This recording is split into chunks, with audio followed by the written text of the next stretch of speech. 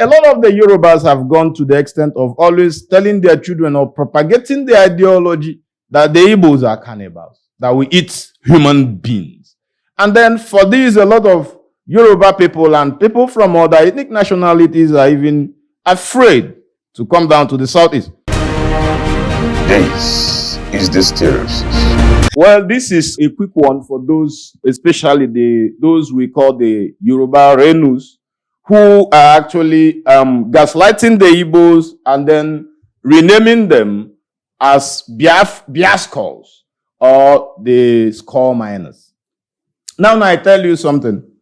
The Igbo people, as you know, are a distinct people who do not encourage evil.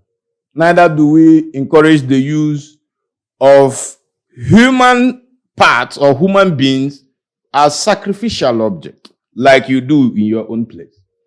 Now, even throughout history, it's been documented, especially by the Europeans at their first encounter with you guys. Especially, let me go back to the Benin punitive expedition. When the Europeans came over there, you know what they saw? A lot of human sacrifices. I'm not talking about even skull mining.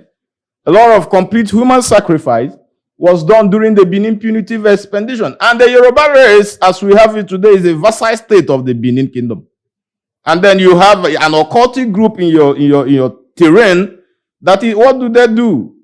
It's an occultic group. And it is part and parcel of the structure of the Yoruba government.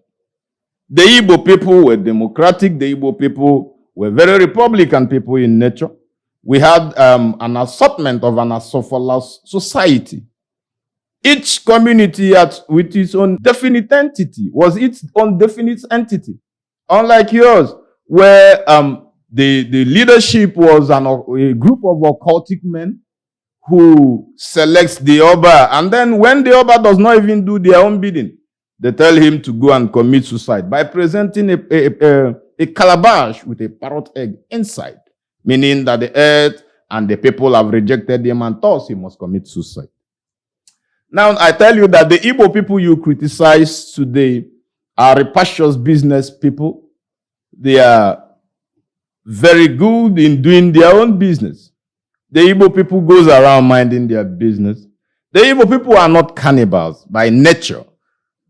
Even though the Ibribiogo that represents conquest in warfare and the celebration of Ibribiogo, that is the war dance, that you always see and you call it the celebration of skull mining or whatsoever you might call it, you are very daft when you say this sort of thing.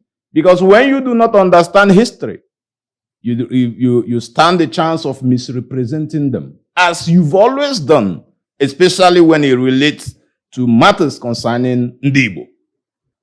Yes, it is true that you have found that they found a lot of evidence to say that the Igbo people believe in human sacrifice as against our normal belief.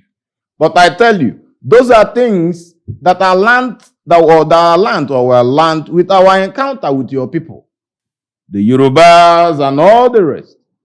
I've lived around Lagos, and I know, and I served in Ekiti State, by the way, and I know a lot of things that are happening around there, but we do not talk about it.